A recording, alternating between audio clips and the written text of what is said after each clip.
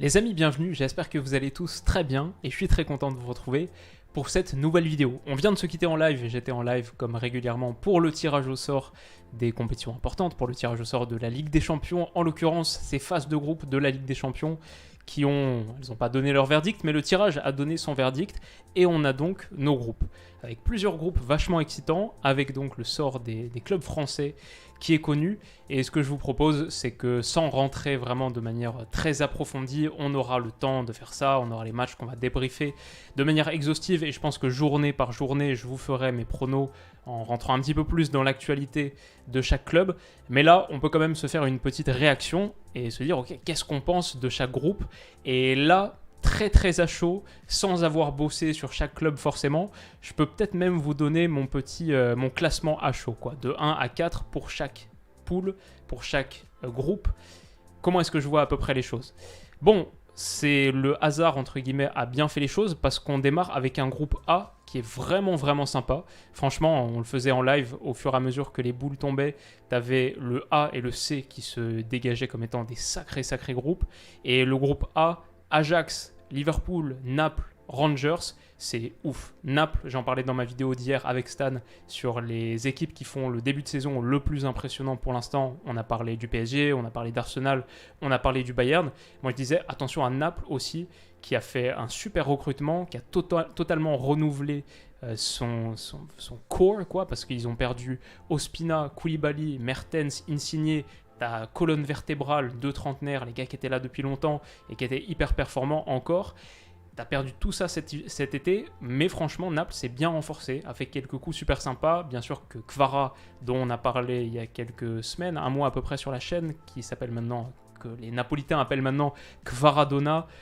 Naples qui a parfaitement démarré sa saison de Serie A, 9 buts en 2 journées. Bref, cette équipe va vraiment jouer le rôle de trouble-fête, je pense, dans le groupe. Et même les Rangers, finalistes de la dernière Ligue Europa, qui ont renversé leur adversaire sur le tour préliminaire de Ligue des Champions, dans un match qui était vraiment pas évident. Ouais, honnêtement, le PSV Eindhoven, donc l'adversaire de l'AS Monaco, ouais, franchement, ce groupe, il est vraiment, vraiment sexy. Et du coup, si je devais les classer dans l'ordre, je vais mettre Liverpool en 1 quand même. Je pense que Liverpool connaît des difficultés, mais c'est dur de les voir faire autre chose que 1. En plus, ils ont cette expérience européenne, ils ont cette qualité en Coupe d'Europe. Je pense que Liverpool va se reprendre et être en 1. Après, du coup, c'est très très chaud. Moi, bien sûr, mon cœur penche un petit peu pour l'Ajax, mais j'ai envie de dire surprise. Et je ne sais pas si l'Ajax a son meilleur contingent cette saison. Même sur le marché des transferts, on voit qu'il y a de l'activité qui prend encore un peu de temps. Je ne sais pas dans quelle direction va aller cette équipe cette saison. Même si j'ai toujours envie d'avoir confiance en l'Ajax, et même si l'Ajax en Europe, c'est généralement pas mal, moi je vois Naples très très chaud cette saison, et du coup, je vais partir sur Naples en 2. Et ça ferait plaisir de retrouver Naples en 8e de finale de Ligue des Champions. Du coup, je pense quand même que l'Ajax serait au-dessus des Glasgow Rangers, et ces Rangers qui sont vraiment intéressants, c'est une belle équipe, honnêtement, pourraient sortir de ce groupe avec 0 points, vu à quel point les 3 adversaires en face sont costauds. Donc voilà, c'est très très à chaud et c'est un peu comme ça que je sens le rapport de force aujourd'hui. Ça peut changer, mais voilà ce que je dirais pour ce groupe A. Pour le B, qui est le groupe un petit peu plus type Europa League, je pense que je mettrais le Bayer Leverkusen dernier. Ils ont vraiment pas très bien démarré la saison. La défaite 0-3 contre Offenheim qui est restée un petit peu dans les têtes. Si je devais le faire un peu à rebours, je mettrais peut-être Leverkusen 4, Bruges, qui est toujours une équipe sympa, qui pratique un bon foot, peut-être 3, l'Europa League pour eux. Et ensuite, là, c'est assez serré, mais on va dire Porto en 2 et l'Atleti en 1. Le groupe C, on y est donc, le groupe de la mort absolue. Ça aurait pu être encore plus costaud si Marseille avait été tiré dans ce groupe. Ça nous aurait offert 6 affiches exceptionnelles. Mais Marseille aurait eu de grandes difficultés à s'extraire évidemment de ce groupe C. Bon, là, Pilsen, le club tchèque, c'est un peu la même réaction que le Slavia Prague il y a quelques années. C'était il y a 2 ans ça déjà. La réaction au moment du tirage, on s'en souvient. Donc évidemment, dur de les voir faire autre chose que 4.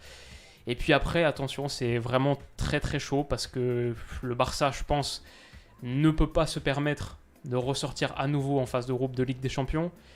C'est juste pas permis, le recrutement a été tel, c'est le groupe du retour de Lewandowski à l'Allianz Arena, on sait qu'il aura envie d'être ultra performant là-bas, donc bon, même si j'ai beaucoup de mal à voir l'Inter ne pas être sur un huitième de finale de Ligue des Champions, parce que l'Inter a très bien réattaqué, retour de Lukaku, avec Lautaro ça marche déjà très fort, on le voit en Serie A, bah, je suis un peu obligé de les mettre dans l'ordre. Je pense que le Bayern, c'est extraordinaire.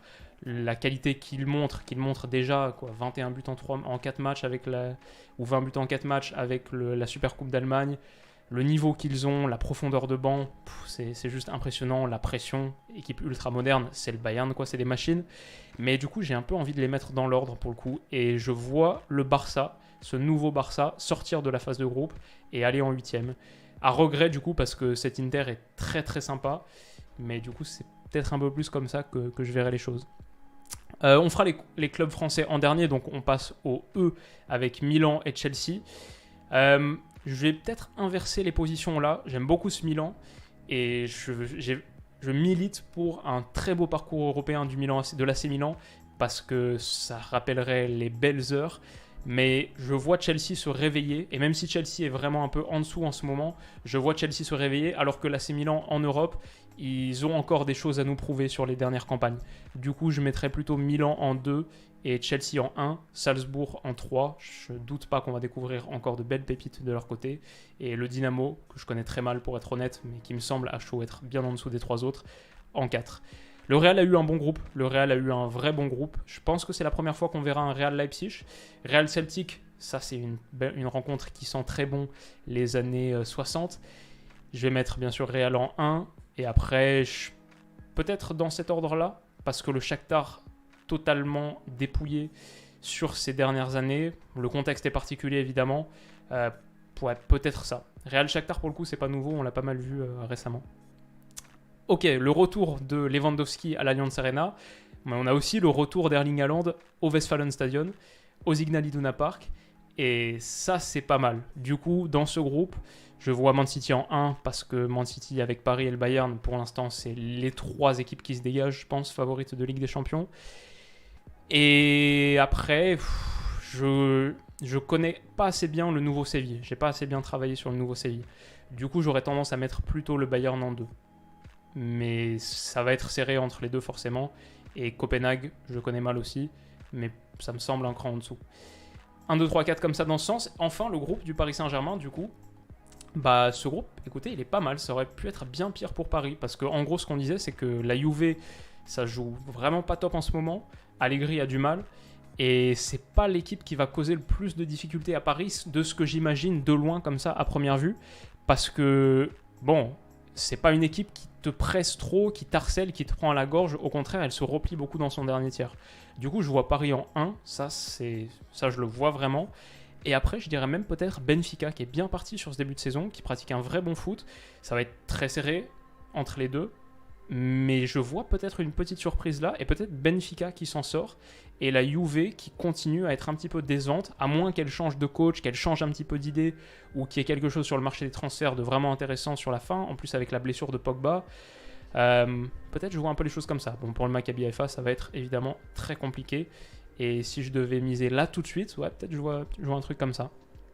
Enfin donc pour Marseille, un bon groupe pour Marseille, ça aurait pu être bien pire, ça aurait pu être le A ou le C, et là ça aurait été très très compliqué, voire impossible. Là c'est le meilleur groupe que tu peux prendre, l'Eintracht qui a pris 1-6 sur sa première journée de Bundesliga contre le Bayern, qui a perdu la Super Coupe d'Europe qu'on avait débriefé, qui a fait match nul ensuite, seconde journée de Bundesliga contre Hertha Berlin, un partout, encadrant qu'un seul tir. L'année passée, oui, ils remportent l'Europa League, mais ils finissent 11e de Bundes, là pour l'instant ils sont 15e. C'est de loin le meilleur chapeau A, le meilleur chapeau 1 que tu pouvais prendre. Tottenham, ça va être costaud bien sûr, mais le Sporting, tu pouvais faire pire aussi sur les chapeaux 3, nommément Naples, l'Inter, Dortmund, Benfica.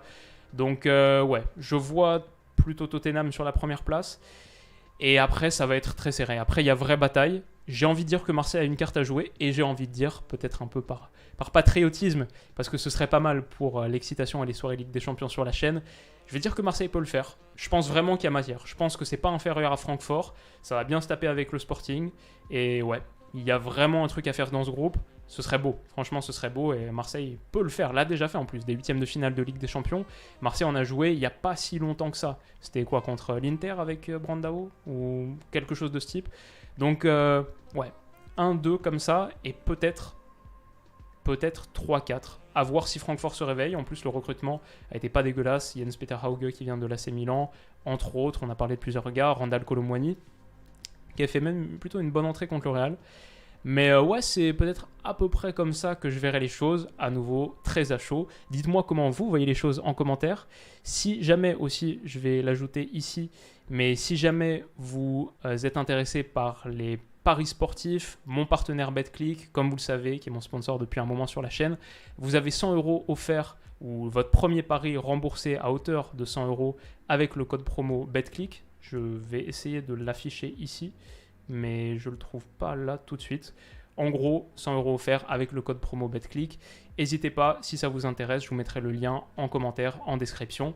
Et merci à vous d'avoir regardé la vidéo. On se retrouve très vite pour la prochaine. D'ici là, comme d'habitude, prenez soin de vous et de vos proches. Et à bientôt. Bisous.